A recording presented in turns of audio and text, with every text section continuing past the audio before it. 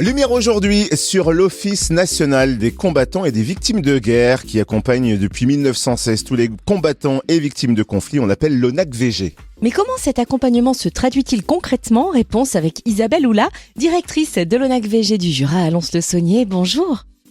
Oui, bonjour. Est-ce que dans un premier temps, vous pouvez nous présenter l'Office national des combattants et des victimes de guerre ? Quelles sont ses missions principales ? Alors, l'ONAC-VG, c'est un établissement public administratif. Donc, c'est Office national des combattants et victimes de guerre. Donc, moi, je suis la directrice du Jura. Et cet établissement public administratif est sous la tutelle du ministère des Armées. Donc, comme vous l'avez dit, il a été créé en 1916 pour venir en aide aux orphelins de la Première Guerre mondiale.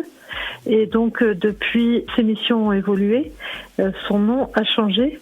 Notre direction générale est située à l'Hôtel National des Invalides, à Paris. Et un service départemental est implanté dans chaque ville, préfecture des départements.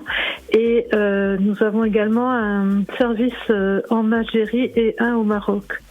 Donc, les trois missions de l'ONAC-VG sont aider, reconnaître et transmettre. L'objectif essentiel étant de veiller aux intérêts moraux, administratifs et matériels de nos ressortissants. Alors, qui sont les ressortissants de l'ONAC-VG et combien sont-ils dans le Jura plus précisément ? Donc, dans le Jura, on estime à environ 8000 le nombre de ressortissants de l'ONAC-VG.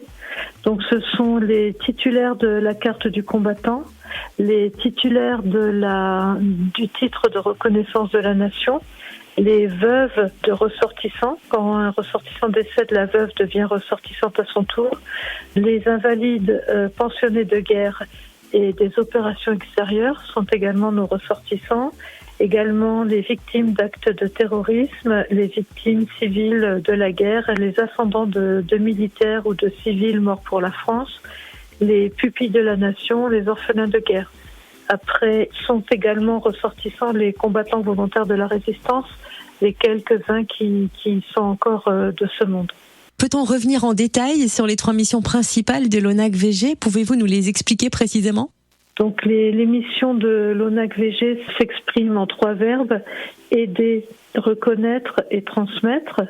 Donc, reconnaître, donc ça c'est la mission historique de l'Office, c'est-à-dire attribuer les statuts d'anciens combattants, statuts de victimes de guerre, attribuer également l'allocation de reconnaissance du combattant, attribuer les mentions mort pour la France, mort pour le service de la nation, mort en déportation, instruire les dossiers d'indemnisation en mesure de réparation pour les orphelins de victimes de barbarie nazie.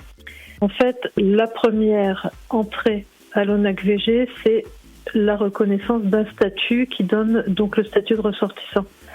La deuxième mission, c'est aider et accompagner nos ressortissants. Donc, nous offrons une assistance administrative pour nos ressortissants lorsqu'ils sont en difficulté dans leur démarche. Nous pouvons les orienter vers nos partenaires institutionnels ou associatifs.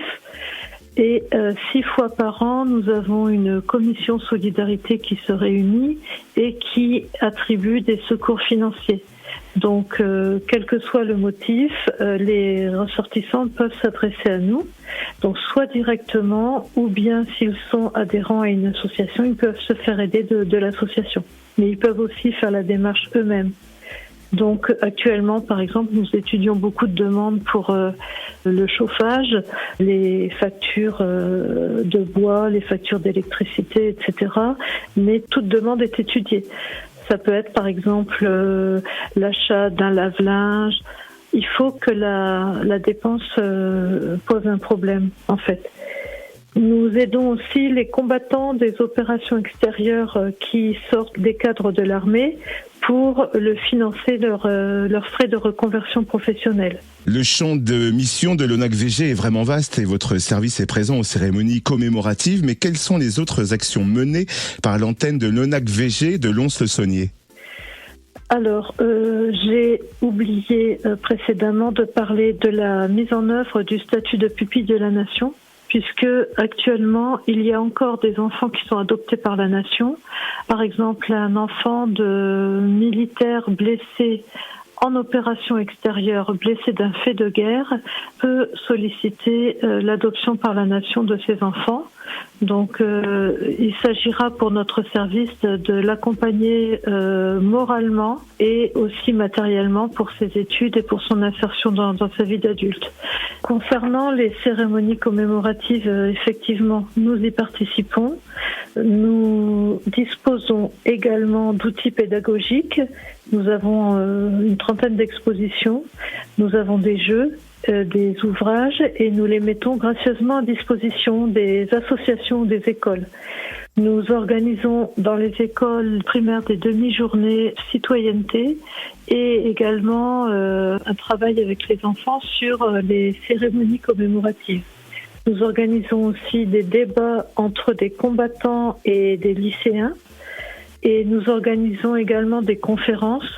Le 19 janvier, nous allons présenter l'ONAC-VG à 10h au Carcom de Lons-le-Saunier et à 20h, nous accueillerons Alfred Gilder qui est secrétaire général de l'Association des écrivains combattants qui proposera une conférence sur les écrivains compagnons de la Libération. Et pour plus d'infos, rendez-vous sur le site internet de l'Office national des combattants et des victimes de guerre, lonacvg.fr. Merci d'avoir été notre invitée Isabelle Oula, directrice de l'ONAC-VG du Jura à Lons-le-Saunier. Alors c'est moi qui vous remercie.